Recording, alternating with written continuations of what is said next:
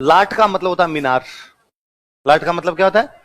ये अपने बड़ा भीम लाट बताया ना, वरिक वंश के विष्णुवर्धन ने भीम लाट का निर्माण करवाया था बड़ा, तो वो भीम लाट है। ईश्वरी सिंह ने बना, इसलिए नाम क्या हो गया?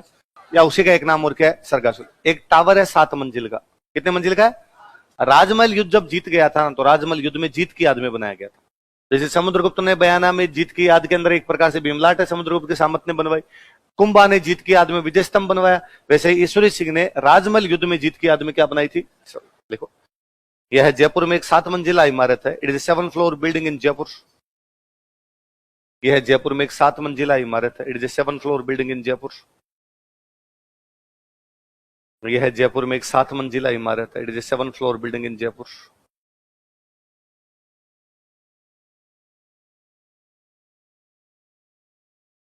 इसका निर्माण राजमहल युद्ध में जीत की याद में करवाया गया था। It was built in memory of victory in battle of Rajmahal. इसका निर्माण राजमहल युद्ध में जीत की याद में करवाया गया था। It was built in memory of victory in battle of Rajmahal. Rajmahal युद्ध में जीत की याद में करवाया गया था। It was built in memory of victory in battle of Rajmahal. कोई तो कहते हैं भाई जीत की याद में बनवाया था, कोई कहते हैं जीत वाली याद में तो बनवाया था, पर इसके ठीक सामने ईश्वरी सिंह की गर्लफ्रेंड का घर था, तो उसके वो था कि सामने वाली खिड़की में चक्र बनवा ली। और वो जो गर्लफ्रेंड थी उसके जो पिताजी थे वो प्रधानमंत्री थे इसके, तो प्रधानमंत्री की बेटी थी। राजमहल वाला युद्ध जब जीत गया तो बाद में पता था कि माधो सिंह दोबारा अटैक करेगा, मराठे दोबारा आएंगे। ईश्वरी सिंह ने अपने प्रधानमंत्री को पूछा, अरे मराठे दोबारा आएंगे, युद्ध की क्या तैयारी है? प्रधानमंत्री ने कहा, साहब चिंता मत करो, जयपुर की फौज मेरे जेब में है, जयपुर की फौज पूरी मेरे पास पड़ी है, जब भी आप कहोगे अपनी फौज कूच करेगी और मराठों को और माधो सिंह को हरा देगी। थोड़े दिनों बाद पता चला कि भाई मराठे और माधो सिंह आ रहे हैं लड़ने के लिए। पूछा ईश्वरी सिंह ने, प्रधानमंत्री जी क्या प्लान आएगा? जयपुर की फौज है वो अपनी क्या है? जेब। थोड़े दिन कहा, साहब ये दूध क्रॉस कर गए। अरे क्या क्यों चिंता करते हो, फौज अपनी। अरे क्या बगरू आ गए, पहला टोल है, अब तो जयपुर में घुसेंगे। उसने कहा जेब फट गई। तो कहते प्रधानमंत्री के चक्कर में बगरू वाला युद्ध हार गया था, वरना बगरू का युद्ध भी हारता नहीं। अगला राधा लिखो, माधो सिंह।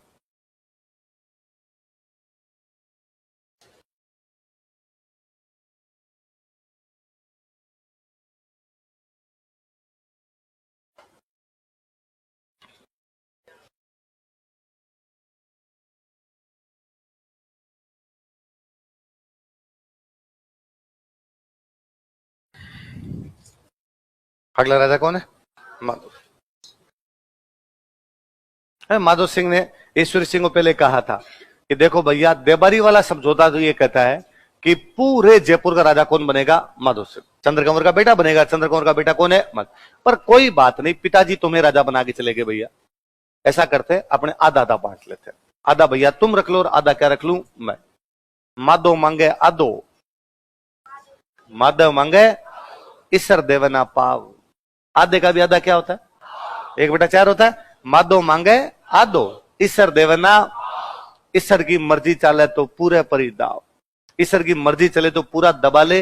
ईश्वर तो पाव देने के लिए तैयार भी, मादा तो बापड़ा कितना मांग रहा था, आधे में भी राजी हो जाता। पर ईश्वरी सिंह मर गया तो माधो सिंह आया, माधो सिंह आगे राजा बन गया। माधो सिंह जैसे राजा बना, मराठों का रुपए दे। मैं किस बात के दूं? मेरी तरफ से तुम 2 युद्ध लड़े, राजमहल बगरू दोनों कंप्लीट है, पैसे अपने। उनका ना जो हम ईश्वरी सिंह से मांगते हैं वो दे। तो मर गया ईश्वरी सिंह, ऊपर जाके ले आओ। पंचायती नहीं, ईश्वरी सिंह जयपुर का राजा था, इस सीट पे बैठा था, इस सीट पे जो भी बैठेगा हमें रुपए देगा। अब इस सीट पे तू बैठा, हमें रुपए दे। माधो सिंह फंस गया। माधो सिंह ने अपनी मम्मी से बातचीत की। मम्मी का नाम क्या था? चंद्रकंवर। चंद्रकंवर से पूछा कि मम्मी ये तो मराठे तो इस प्रकार कर रहे। चंद्रकंवर ने जो दोनों माँ बेटे जो मराठों का सेनापति था उसको बुलाया।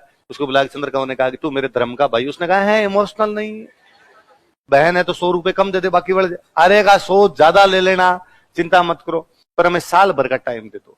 अब ये भी हम राजा बने, हमें क्या पता खजाने में कितना पड़ा कितना नहीं, टैक्स कितना आया कितना नहीं, अकाल और पड़ा हुआ इस साल भर का टाइम तो हम आपका हिसाब कर देंगे। मराठों का चलो अब तुम बहन ही बन गए तो साल भर का टाइम तुम्हें दे दिया। मराठे यहां से लूटमार करने के लिए चले गए पंजाब। कहां चले गए? साल भर बाद में माधो सिंह ने मैसेज किया मराठों को कि मामा जी, अब मामा जी बन गए ना, आप वो युद्ध हरजाना लेने के लिए आ जाओ। और सुनना, मैं क्या फंक्शन कर रहा हूँ, राज तिलक का समारोह कर रहा हूँ, बताया था राज तिलक पहले हो जाता, समारोह बाद में करते, फंक्शन कर रहा हूँ, तो आप प्लीज पूरे परिवार सहित फंक्शन में आओगे, फंक्शन में भी भाग ले लेना, साथ में हरजाना लेके चले जाना। मराठों ने कहा काम परिवार यार, तेरी मामी जी तो बैठे महाराष्ट्र, हम तो यहाँ फौज के साथ लूट मार करते, कहाँ घूम रहे हैं पंजाब। उसने कोई नहीं, फौज तो है, फौज को लेके जाओ। तो कहते मराठे अपने सैनिक लेके यहाँ पर आए, मराठों का सेनापति। तो जयपुर के इधर वाले गेट पहले ही बंद करवा दिया, अजमेरी गेट, सांगानेरी गेट, घाट गेट, ये तो पहले बंद करवाए। फिर दिल्ली वाले गेट से उनको घुसाया, मराठे अंदर घुसे, अंदर घुसने के बाद उधर वाले गेट भी बंद किए। कहते 4,000 मराठे थे, कूट कूट के मार दिया था सब, एक को भी इसने बाहर नहीं निकलने दिया। कहते 11 मराठे जैसे तैसे करके जयपुर का परकोटा कूद के भागने की कोशिश कर रहे थे। इसने जयपुर के हर आदमी को हथियार दे दिए थे कि जयपुर में जयपुर वालों का जो सामने उसको कुटो ढंग से, मराठा दिखना नहीं चाहिए यहाँ पे। तो 11 मराठे परकोटा कूद के और भागने की कोशिश कर रहे थे, जयपुर वाले उनको खींच के वापस लाए, कंडा जा रहे हम देते हैं तेरे को 56 भोग यहाँ पे फंक्शन में भाग लेने के लिए आया है। लिखो 1751 ईस्वी में, इन 1751 एडी,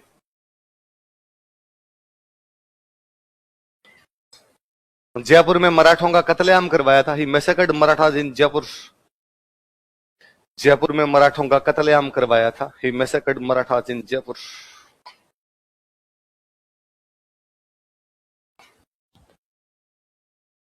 जयपुर में क्या करवाया, मराठों का कत्लेआम। ही मैसेकर्ड मराठाज इन जयपुर, जयपुर में मराठों का कत्लेआम करवाया था। और मराठों का बदला लेंगे यार, ये क्या तरीका है, अपने को ऐसे कैसे मार सकते हैं। थोड़े दिन भाई मराठे बदला लेने के लिए आए। टोंक में अपने एक जगह पड़ती है काकोड़, कौन सी जगह, लिखो काकोड़ का युद्ध,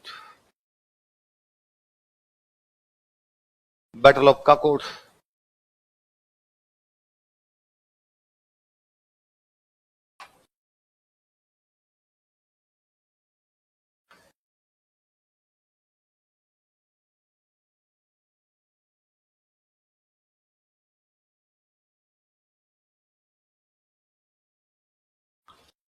किस किस के बीच में हो रहा है, माधो सिंह और मराठों के।